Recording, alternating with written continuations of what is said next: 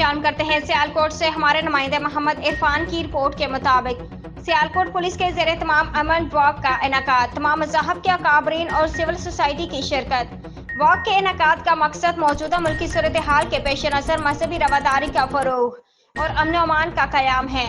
तफसीलात के मुताबिक सियालकोट पुलिस ने एसपी इन्वेस्टिगेशन ज़ियाउल्लाह की हिदायत पर फैसलाबाद में पेश आने वाले नाखुशगवार वाक़े के तनाजुर में जिला सियालकोट में मजहबी रवादारी को फ़रोग़ देने और अमन अमान की सूरत हाल को बरकरार रखने के लिए डीपीओ दफ्तर सियालकोट से जिला कचहरी तक अमन वॉक का इनेकाद किया।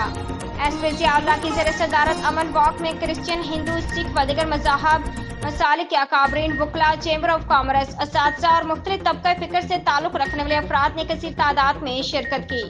शिरका अमन वॉक ने फैसलाबाद के इलाका में होने वाले नाखुशगवार वाक़यात की शदीद अल्फाज में मज़म्मत की।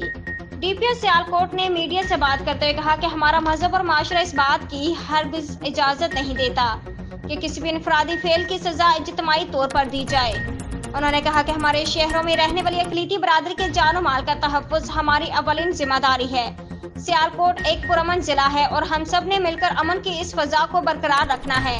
सियालकोट पुलिस पूरी तैयारी के साथ हालात पर कड़ी नज़र रखे हुए हैं। अमन के दुश्मन शरपसंद अनासिर को किसी किस्म की बदअमनी और इंतशार फैलाने की हरगिज़ इजाज़त नहीं दी जाएगी।